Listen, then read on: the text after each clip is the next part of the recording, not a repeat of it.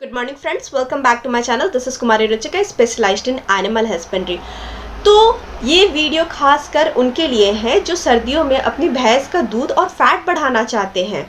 और साथ ही हम कोई कंपनी के महंगे सप्लीमेंट की बात नहीं कर रहे हैं, घर के एकदम देसी और टेस्टेड नुस्खे की बात कर रहे हैं जो कि दूध भी बढ़ाएगा, फैट भी इम्प्रूव करेगा और भैंस की हेल्थ को भी स्ट्रॉन्ग रखेगा।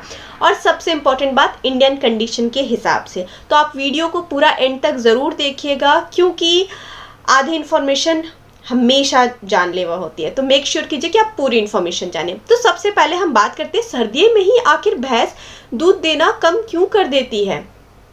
होता क्या है ना कि दूध कोई अलग चीज़ नहीं होती है, दूध एनर्जी का रिजल्ट होती है। अब होता क्या है कि ठंड से लड़ने के लिए, डिजीज से बचने के लिए, बॉडी को मेंटेन करने के लिए, अपने बच्चे को पालने के लिए भैंस इतनी सारी एनर्जी यूज़ कर लेती है। अब एनर्जी जो बाकी बच जाती है वो दूध बनाने में वो लगाती है।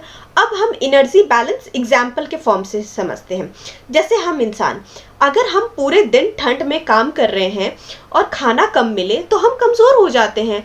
भैंस भी बिल्कुल ऐसी ही है। तो गलत फीडिंग जो है वो सबसे बड़ी गलती होती है। होता क्या है ना कि बहुत सारे फार्मर्स क्या गलतियां करते हैं, सिर्फ सूखा भूसा दे देते हैं और थोड़ा सा दाना दे देते हैं, और सर्दियों में भी वही समर वाली डाइट प्लान करते हैं। प्रोटीन और एनर्जी का बैलेंस नहीं, पानी ठंडा और कम देना, डाइजेशन पर ध्यान नहीं देना। रिजल्ट, दूध रुक जाता है, फैट गिर जाता है, भैंस सुस्त हो जाती है। अब दूध बढ़ाने का असली गेम एनर्जी होता है। एनर्जी कहाँ से आती है? भैंस को एनर्जी मिलती है हरा चारा, दाना से दाना, जैसे कि मक्का, खली, बिनोला, ये सब से, गुड़ के सोर्स, शुगर के सोर्स जैसे कि गुड़ हो गया, डाइजेशन बूस्टर जैसे कि मेथी हो गया। और सर्दियों में एनर्जी की डिमांड 20 से 25% तक बढ़ जाती है। अगर हम फीड ही नहीं बदलेंगे तो दूध अपने आप कम हो जाएगा। अब हम बात करते हैं वो 3 चीज़ें जो गेम चेंजर होती है। पहला, गुड़ इंस्टेंट एनर्जी देती है। क्वांटिटी कितना? 500 ग्राम पर भैंस। फायदा, इंस्टेंट तुरंत एनर्जी देना, साथ ही बॉडी को अंदर से वार्म करना और मिल्क लेट डाउन को और भी ज़्यादा बेहतर करना। सर्दियों में गुड़ से अच्छा एनर्जी का सोर्स कोई नहीं है। दूसरा, बिनोला, कॉटन सीड भी बोलते हैं इसको। 500 ग्राम। फायदा कितना है? हाई फैट देगा, प्रोटीन का सोर्स अच्छा है और मिल्क और फैट दोनों को बढ़ाने में हेल्प करता है।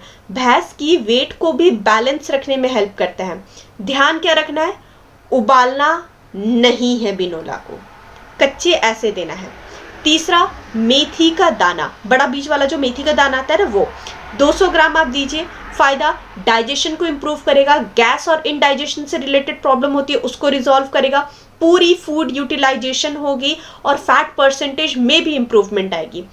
अब मैं आपको बताने वाली हूँ पूरा स्टेप बाय स्टेप रेसिपी तैयार कैसे करना है। पहला, गुड़ का पानी लीजिए, 5 से 6 लीटर पानी, उसमें 500 ग्राम दूध डालिए, उसको अच्छी तरह से उबाल लीजिए। दूसरा, मेथी को सोख करके रख दीजिए, ठीक है, मतलब 200 ग्राम आप मेथी ले लीजिए और आधा लीटर पानी ले लीजिए और रात भर भिगो के रख लीजिए। उसको अच्छे से मिक्स करके मेथी और उसका पानी, गुड़ को उबालता हुआ है ना, उसमें डाल दीजिए। 2 से 3 उबाल आने तक का वेट कीजिए और फिर गैस बंद कर दीजिए। उसके बाद बिनोला ऐड करना है। जब मिक्सचर ठंडा हो जाए उसके बाद, ऐसे ही गर्म में नहीं ऐड करना है, मिक्सचर ठंडा हो जाए उसके बाद आप बिनोला का जो खली है उसको ऐड कर दीजिए। 500 ग्राम डालिएगा।